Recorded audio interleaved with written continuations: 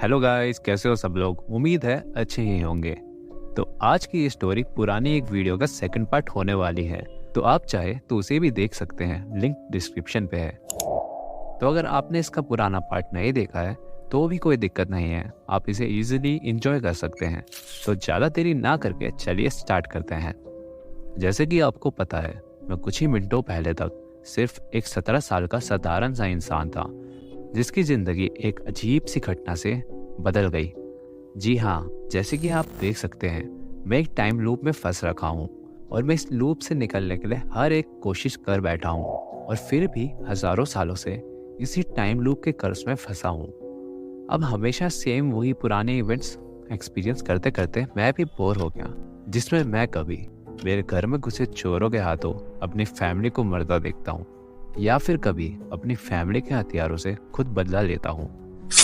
इस समय के कर्ज के चक्कर में मैं एक बार पागल साइकोपैथ भी बन गया था, लेकिन कई हजारों सालों बाद मैं उससे भी बोर हो गया।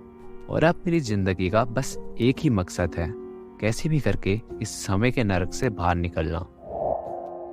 मैंने अभी इतने सालों के एक्सपीरियंस में बस एक चीज सबसे ज्यादा नोटिस करी है, और वो है मेरी घड़ी की आवाज। ये घड़ी मेरे को टाइम लूप से निकलने का एकमात्र जरिया लगती है, क्योंकि जहाँ तक मुझको याद है, ये घड़ी मैंने बहुत पहले किसी अजीब सी दिखने वाली औरत से ली थी, और वो मुझे ये क्लॉक देते हुए बहुत खुश थी, जैसे कि वो उस घड़ी के चंगुल से आज़ाद हो गई हो।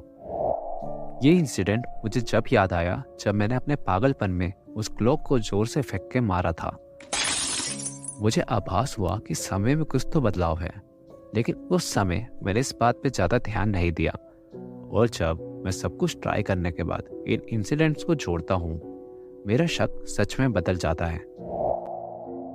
और अब शायद मैं इस कर्ज से फाइनली फ्री हो सकता हूँ, लेकिन फ्री होने से पहले मुझे फिर भी कुछ दिक्कत सॉल्व करनी है, क्योंकि देखा जाए तो इतनी रात में मेरे से ये क्लॉक लेगा कौन।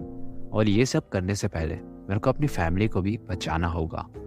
और जब भी मेरे को एक आइडिया आया कि क्या हो अगर मैं उन चोरों को ये घड़ी पकड़ा दूं, तो क्या मैं इस श्राप से बच सकूंगा। और मैंने जब भी उस घड़ी के अंदर कई सारी कीमती चीजें लगा के उसको वहीं लिविंग रूम में छोड़ दिया, और जैसे ही उन चोरों ने वो घड़ी ली, वो वही हॉल में बेहोश हो गए, और उनकी आंखें भी एकदम सफेद हो गई थी। ऐसा लग रहा था कि वो कोमा में हो। और फिर मैंने ज्यादा देर ना करके जब भी पुलिस को बुला लिया और उन चोरों को जेल की 4 दीवारी के पीछे हमेशा के लिए डलवा दिया। अब इस घटना के बाद कई साल बीत गए हैं। मैं सोचता हूँ कि काश वो कातिल चोर मेरी तरह ही हमेशा इस समय के नरक में तड़पते रहें।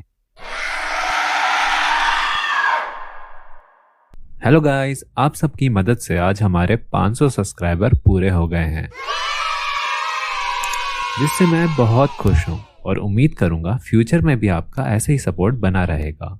Thanks for the sub guys. और अगर आपको ये वीडियो भी अच्छी लगी तो लाइक और सब्सक्राइब जरूर ठोकना। मिलते हैं अगली हॉरर स्टोरी के साथ।